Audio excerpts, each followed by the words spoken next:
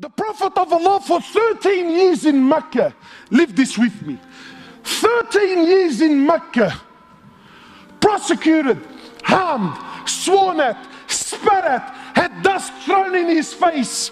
They killed his companions. For what? For what? What crime did he do? What crime did he do? What? He looked at someone's sister? What? He didn't cough up his money at the end of the business transaction? What crime did he do? 13 years. They boycotted him and his family for 3 years. Sahaba said we were eating the leaves off the trees until our droppings became like the droppings of animals for 3 years. For what? What crime? They divorced his daughters. Sumayya radiallahu in front of the Prophet, publicly. I'm not telling you, Allah, you know what, that they started sending around a WhatsApp video about what. No. Publicly, live, in front of the Prophet and his companions, they grabbed Sumayya, a woman. They grabbed her publicly. They opened her legs in front of her husband and her son, and they rammed a spear into her private parts until they killed her. They exiled him from his land, Mecca. Exiled him for 18 months in Medina. 18 months he was crying. Why? Because he was missing the Kaaba so much. They stabbed his pregnant daughter. As a result, she lost her child. 8 or 6, a few months later, she ended up dying in Medina. He buried every one of his children while he was alive, except for Fatima. In Uhud, they massacred the dead. His uncle Hamza, they cut his nose off, they cut his ears off, they ripped his liver out. Hind took a bite from his liver and spat it on the floor. Sahaba said when the Prophet of Allah seen Hamza, we never seen him cry like he cried when he seen his uncle Hamza. In narrations, he prayed janazah for his uncle 70 times. So much hurt and so much pain. For years. And then when Fatah Makkah came, and now he comes back victorious with an army of 10,000 companions, an army the which Arabia never seen in their lives. Men who at the drop of a word were happy to give their lives just to see him smile.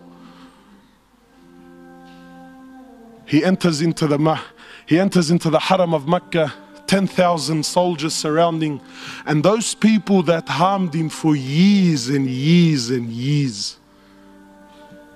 Not Muslims. And I'm asking you to forgive your Muslim brother. God forbid I should ask you to forgive kafar. I'll be labeled on the payroll, scholar for $1.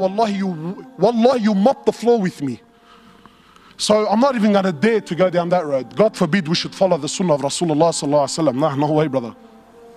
He enters into the haram, 10,000 soldiers surrounding the haram. Those people that harmed him for years and years. Where are they going to go now, bro? Talk about the tables turning, huh? So he looks at them. And he says to them, and what do you think I will do with you today? What do you think I will do today? They said, you're an honorable, generous person, the son of an honorable, generous person. The Prophet of Allah turns around and says to the kuffar, اذهبوا فأنتم الطلقاء. Go, every single one of you are free, I forgive you.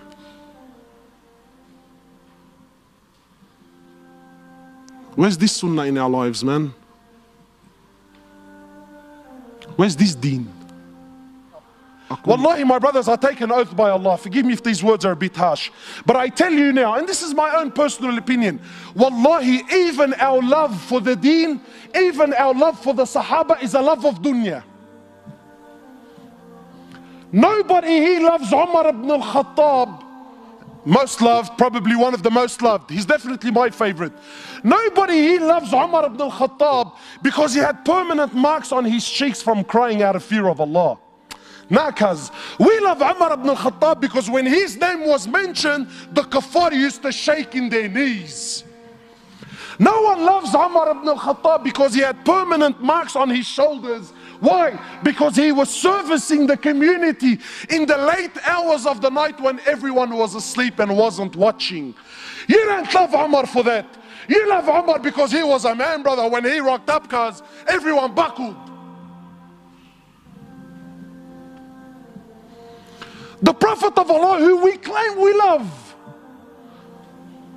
Because I'm sure you're thinking in your mind, Wallah brother, may Allah reward you, very nice khutbah, very emotional, very touching, because you don't understand what this person did to me is unforgivable.